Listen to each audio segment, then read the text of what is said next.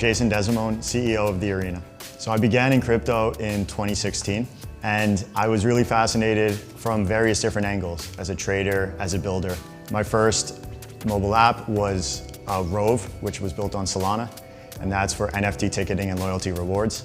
And following the launch of that, I got very excited about SocialFi. I became a big user of the early SocialFi apps, including Stars Arena.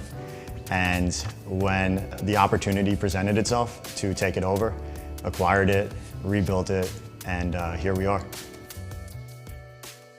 So Stars Arena was a super viral app back in the end of 2023, built on Avalanche. There was some mismanagement with the previous team. It was a roller coaster of highs and lows. I actually took a flight to Amsterdam, and when I got off the flight, everything was crashing. And over the course of 4 days, acquired it, rebuilt a team, secured it, rebranded, and now today, 10 months later, we're the #2 app, fully rebuilt, and have a ton of momentum. There were a bunch of steps that we needed to make in order to get it to where it is today. Number one, we had to secure the platform. There were previous exploits that we needed to patch up. There's a lot of real money on this app.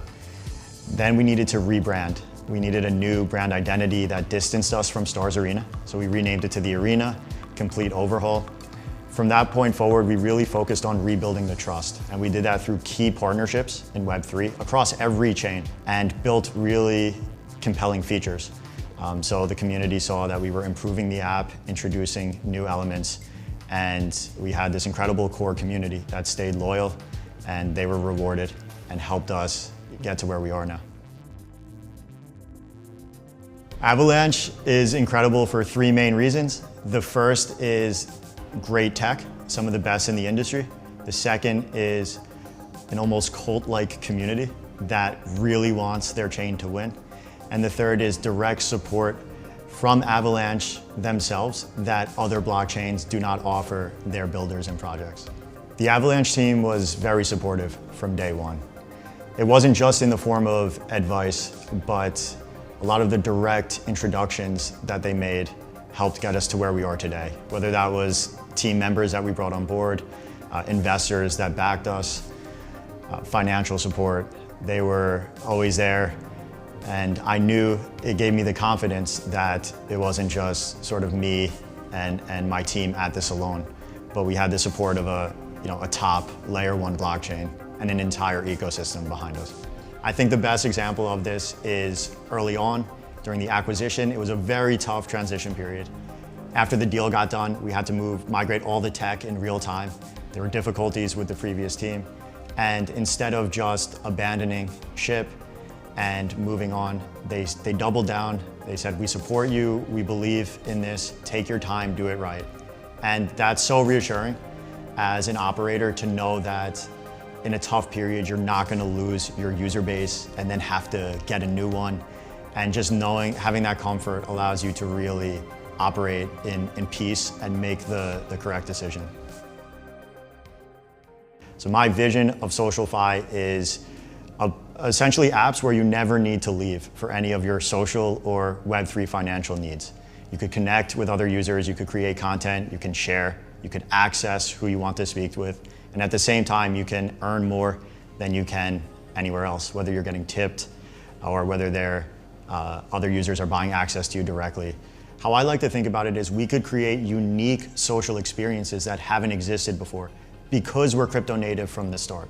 So it's difficult for like an X or an established platform to reverse engineer integrating crypto. And they already don't have like a crypto native user base. But by us being able to introduce this from the beginning, we can offer monetization potentials that people haven't even thought of yet. In Web 2, up to this point, we've seen a dynamic where operators are the ones who benefit from the social apps. They control your data. They are able to monetize to a crazy extent, and that is not shared with the user base. So it's a very extractive model. With Web3, you can monetize directly in-app. You have a wallet connected to you, and you can earn from your actions in real time with digital currencies that are accessible 24/7, 365 by anyone in the world. That is very different from what exists so far.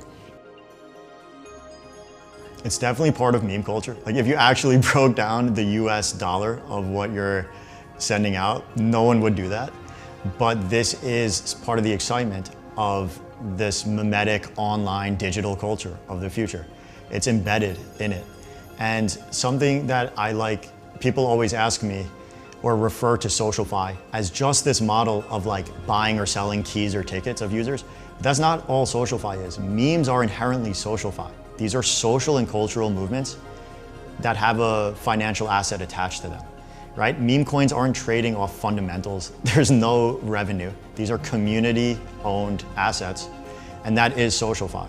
So a SocialFi app should have these elements incorporated in it. NFTs were the first SocialFi movement. Now it's memes.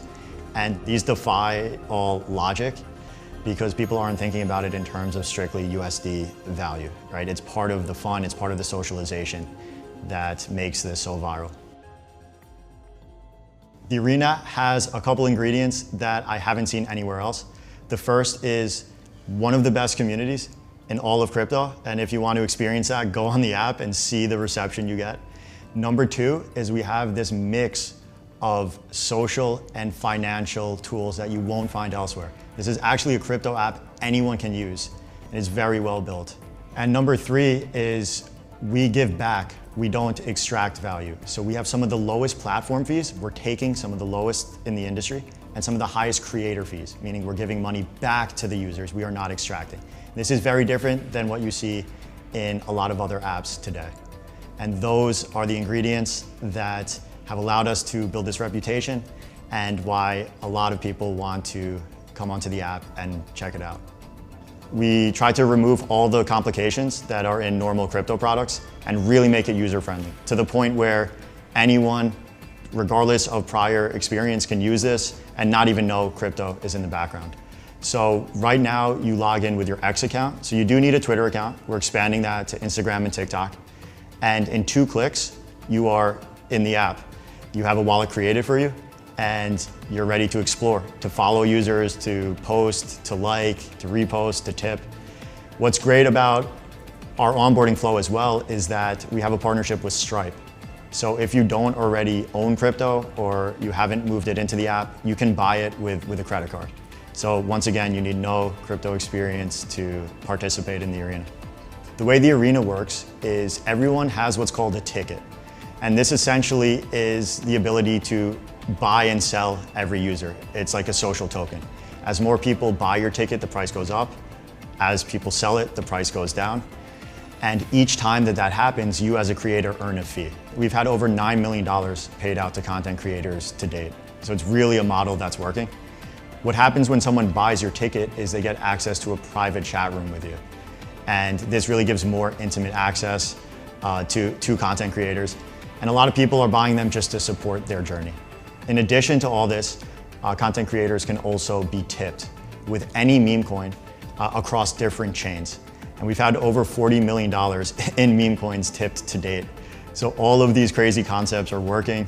We have a lot of users that say I've earned more in the first 30 minutes, first hour on the arena than I have in my lifetime on X, Instagram, TikTok. We actually have people earning livelihoods on this app. There's a whole range of private chats. There's some crypto traders who will give like special access to tokens.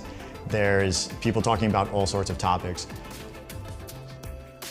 What's next for me is to see through V2 of the arena. V1 is what we've built to this point to get us back. V2 is now growth and expansion, and this is where I'm really excited. A lot of the vision gets to finally roll out. We're no longer just making a comeback, but now is the exciting part of the journey. We have one of our biggest launches to date, which is the Arena token, coming out very shortly. And following that, we didn't just want it to be a one-time launch with nothing after it, but we have our biggest feature releases. So this includes Arena Stages, our version of Twitter Spaces, but where hosts can monetize directly. And that includes tipping and all the things that I mentioned before.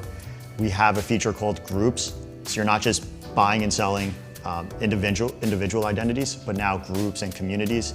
And these can become meme coins if enough people buy into it. We have a mobile app coming out. Right now, we're a web app, and soon it'll be in the App Store. We have those additional social logins. And one thing that I'm extremely excited about is We are changing the ticket model. So right now, you can only buy and sell a whole ticket. And tickets that are higher priced, like mine or some of the bigger users, it blocks a lot of people from access. So what we're doing is we're creating fractional tickets where you could own a fraction of a ticket. You still could only get access to the private chat by owning a full one. But this really increases the tradability of these assets. This is all in addition to like onboarding campaigns and partnerships. What I'm most excited about is that we can carry out this vision of SocialFi in our own way that hasn't been done yet. A lot of other apps have tried, not many have succeeded. So a lot of what we're doing has not been seen before. And I think this is the most powerful movement in crypto today. And we really get to shape that as a first mover.